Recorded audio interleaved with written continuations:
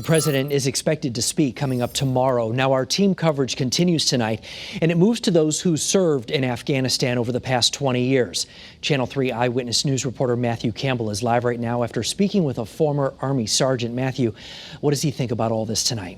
Well, Mark, the former sergeant that we talked with has mixed emotions. On one hand, he says he's glad he was able to help Afghanistan and he knows he did his job. But on the other hand, he's disappointed that his work and the efforts of tens of thousands of other Americans was essentially undone in a matter of months.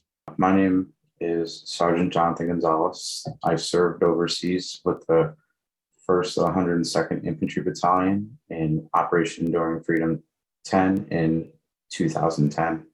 Each soldier has a story of what they did in Afghanistan and how they tried to help the country.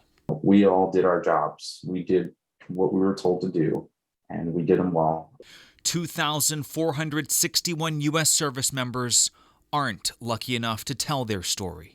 Former Army Sergeant Jonathan Gonzalez is. We all went over knowing what the risks were and what we were entailed to do, and most of us accomplished our assigned missions. The Danbury native spent 13 months training the Afghanistan Army. We trained some of the Afghan National Army soldiers on our Humvees and whatnot, and we also did community projects, building schools. Tonight, America's longest war is technically over, but Afghanistan is back under Taliban control. Some could feel that the work Sergeant Gonzalez did was all wasted. In our interview tonight, he tries to look at it in a different way. A power grid being installed and whatnot, because I was in a pretty rural area. So to see some of those things being brought in left me feeling good inside, to see that, these people were going to have an opportunity to enjoy some of the things we take for granted every day in the United States. He admits there's disappointment. It is definitely very disheartening to see that the Taliban has acquired so much equipment that we provided for the Afghan National Army and the people of Afghanistan, and to see it disintegrate so quickly.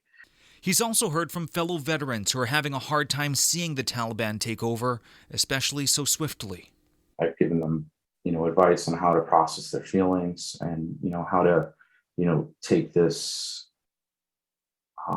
and turn it into something kind of positive, even though it doesn't really seem like there's much of a silver lining.